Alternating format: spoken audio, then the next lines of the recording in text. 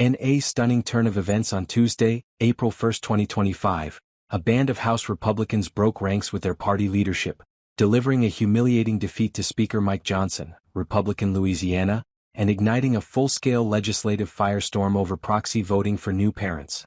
What began as a policy disagreement has erupted into a dramatic power struggle, exposing deep fissures within the GOP as they wrestle with constitutional debates, family values, and control of the House floor in their razor-thin majority. The rebellion was spearheaded by Representative Anna Paulina Luna, Republican Florida, who, alongside 9 fellow Republicans, joined forces with every Democrat to strike down a procedural rule in a 206 to 222 vote. This wasn't just a minor hiccup, it was a calculated blow that not only derailed GOP leadership's plans but also paved the way for Luna to push her controversial proxy voting bill to the forefront. The failed vote stalled action on 2 unrelated Republican-backed measures, including the Safeguard American Voter Eligibility (SAVE) Act, a Trump-endorsed priority aimed at tightening voter registration rules. The fallout left GOP leaders scrambling and Democrats cheering from the sidelines as the final tally flashed across the chamber. Luna's crusade centers on a bipartisan resolution, co-led with Representative Brittany Pettersen, Democrat Colorado, that would allow new parents in Congress, whether they've given birth or their spouse has, to designate a colleague to vote on their behalf for up to 12 weeks. It's a proposal born from personal experience. Luna gave birth in 2023 while serving, becoming the 12th lawmaker to do so in House history, and Pettersen recently flew cross-country with her newborn son to cast votes. On Tuesday, Pettersen brought her infant to the House floor, cradling him as she made an impassioned plea for the change. "No one should have to choose between caring for their newborn and doing their job," she declared, her voice cutting through the chamber's tension.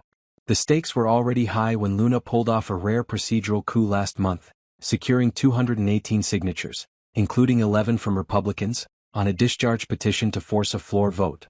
That move blindsided GOP leadership, who spent weeks plotting to kill the measure. Speaker Johnson, a vocal opponent, argues proxy voting is unconstitutional, pointing to its rocky history during the COVID-19 pandemic when both parties used it extensively despite Republican lawsuits and outcry. He's warned it could open a Pandora's box of exceptions, diluting the House's deliberative nature. "This is a sacred institution," Johnson said in a closed-door GOP meeting Tuesday morning. "We can't let it slide into remote governance." But Luna and her allies aren't buying it. The Florida firebrand has accused leadership of strong-arm tactics, claiming they pressured signatories to flip and even dangled committee assignments as bribes. 2 Republicans, Representatives Rich McCormick, Republican Georgia, and Dan Moiser, Republican Pennsylvania, did peel off after initially backing the petition, but the defections weren't enough to stop the momentum.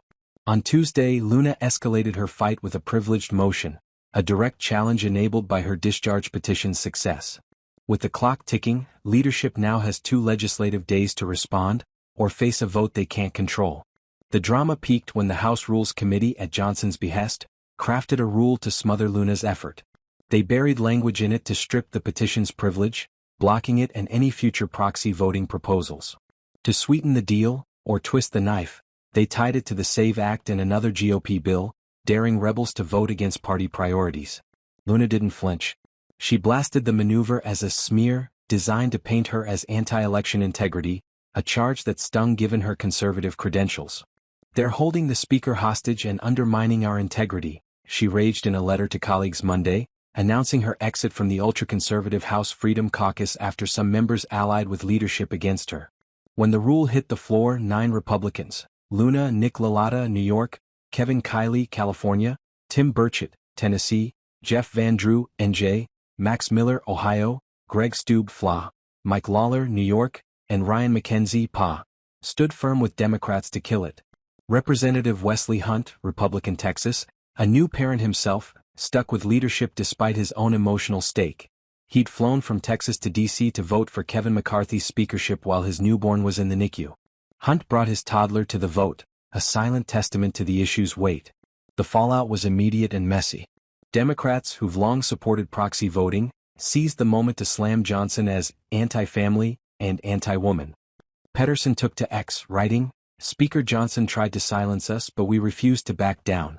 This is a win for every parent in Congress."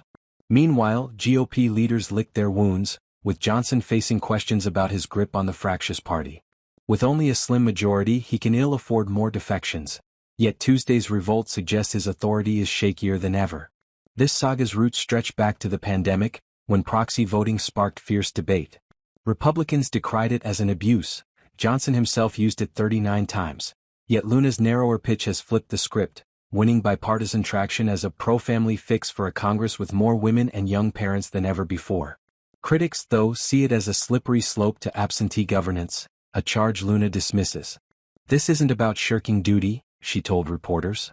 "It's about ensuring representation doesn't stop when life happens." Tuesday's chaos is just the latest chapter. Luna's victory means her bill could hit the floor by Thursday, forcing every member to go on record.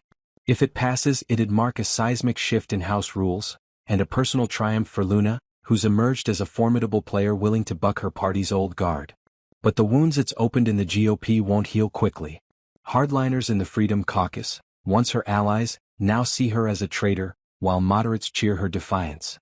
Johnson, caught in the crossfire, must now navigate a party at war with itself, all while the clock ticks toward the next showdown.